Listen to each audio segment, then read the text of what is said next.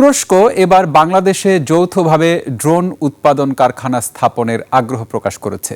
তবে প্রশ্ন উঠেছে, বিশ্বে তুরস্কের তৈরি ড্রোনের চাহিদা কেমন এবং এই ড্রোন কারখানা স্থাপিত হলে বাংলাদেশ কিভাবে লাভবান হবে।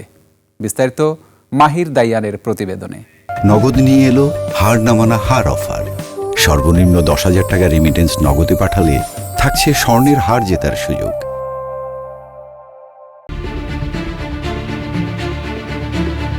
বাংলাদেশে যৌথভাবে ড্রোন উৎপাদন কারখানা স্থাপনের আগ্রহ প্রকাশ করেছে তুরস্ক।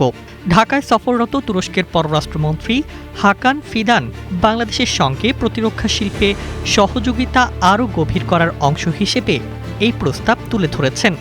বিষয়টি বাস্তবায়িত হলে দেশের প্রতিরক্ষা প্রযুক্তি খাতে এক নতুন অধ্যায়ের সূচনা হতে পারে বলে মনে করছেন বিশ্লেষকরা। বর্তমানে বিশ্বের সবচেয়ে আলোচিত ড্রোন নির্মাতা দেশগুলোর অন্যতম তুরস্ক। 2000-এর দশকের শুরুতে নিজস্ব ড্রোন প্রযুক্তি উন্নয়নের উদ্যোগ নেয় দেশটি। পরে 2014 সালে প্রথম উড্ডয়ন করে বিশ্বখ্যাত বাইরাক্তার TB2 ড্রোন, যা পরবর্তীতে তুরস্কের প্রতিরক্ষা শিল্পকে বৈশ্বিক পর্যায়ে নতুন পরিচিতি এনে দেয়। তুরস্কের উল্লেখযোগ্য ড্রোনগুলোর মধ্যে রয়েছে বাইরাক্তার TB2, আকিনজি TB3, আনকা এবং সর্বাধুনিক মানববিহীন যুদ্ধবিমান কিজিল এলমা। এর মধ্যে TB2 সবচেয়ে বেশি রপ্তানি হওয়া ও যুদ্ধক্ষেত্রে সবচেয়ে সফল ড্রোন হিসেবে পরিচিত। ইতোমধ্যে 30টির বেশি দেশে এটি ব্যবহৃত হচ্ছে এবং ইউক্রেন, আজারবাইজান সহ বিভিন্ন সংঘাতে এর কার্যকারিতা বিশ্বজুড়ে আলোচিত হয়েছে। অন্যদিকে আকিনজি ড্রোন দীর্ঘপাল্লার হামলা, উন্নত রাডার ও ভারী অস্ত্র বহনের সক্ষমতার কারণে আধুনিক যুদ্ধ প্রযুক্তিতে নতুন মাত্রা যোগ করেছে। আর কিজিল এলমা প্রকল্পকে ভবিষ্যতের মানববিহীন যুদ্ধবিমানের যুগের সূচনা হিসেবে দেখা হচ্ছে।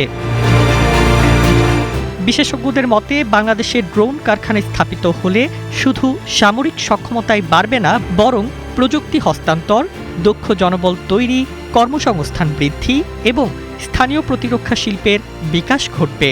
পাশাপাশি বিদেশ থেকে ব্যয়বহুল সামরিক প্রযুক্তি আমদানির ওপর নির্ভরতা কমবে। ভবিষ্যতে বাংলাদেশ নিজস্ব চাহিদা পূরণের পাশাপাশি আঞ্চলিক বাজারেও ড্রোন ও সংশ্লিষ্ট প্রযুক্তি সরবরাহের সুযোগ পেতে পারে। সব মিলিয়ে তুরস্কের এই আগ্রহ বাস্তবে রূপ নিলে বাংলাদেশ তুরস্ক সম্পর্ক শুধু কূটনৈতিক বা বাণিজ্যিক পর্যায়ে সীমাবদ্ধ থাকবে না, বরং দক্ষিণ এশিয়ার প্রতিরক্ষা প্রযুক্তির মানচিত্রে বাংলাদেশ নতুন অবস্থান তৈরি করতে সক্ষম হতে পারে। মাহির দাইয়ান, নিউজ ডেস্ক, 21 টেলিভিশন।